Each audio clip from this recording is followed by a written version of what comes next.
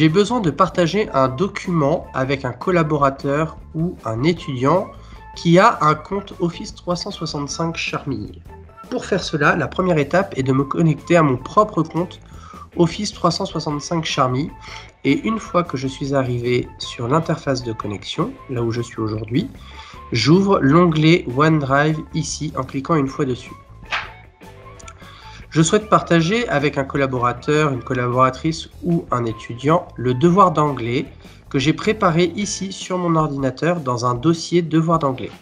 J'ai donc besoin de charger ce dossier dans mon OneDrive. Pour ce faire, je clique une fois dessus et je l'amène à l'intérieur de mon OneDrive. Je vois qu'il se synchronise, qu'il se charge et une fois que c'est fait, qu'il apparaît dans mon navigateur.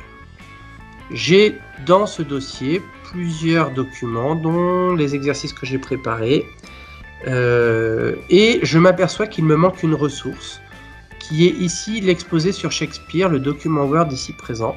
Ce n'est pas grave, de nouveau je clique dessus et je le glisse à l'intérieur de celui-ci. Il va me le charger.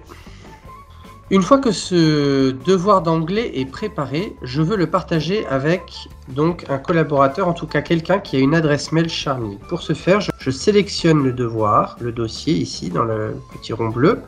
Je clique sur Gérer l'accès. Il y a deux manières de partager un document. Une manière qui consiste à créer un lien. Cette manière n'est pas très sécurisée. Lorsque nous faisons des partages en interne, je vous propose plutôt de cliquer ici sur Accès direct. Les liens sont plutôt réservés au partage de documents avec des personnes extérieures à l'organisation des Charmilles.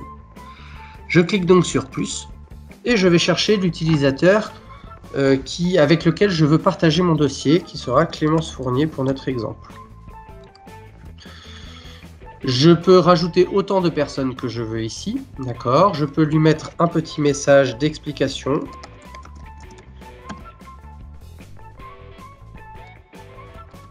Voilà, et je coche avertir les utilisateurs afin que celui-ci ou celle-ci, en l'occurrence ici, reçoivent un mail l'avertissant que j'ai partagé ce document. Enfin, je clique sur accorder l'accès.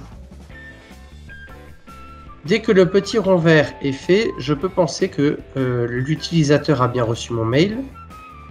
Je vois, si je réactualise mon accès, qu'il apparaît ici avec un droit de modification.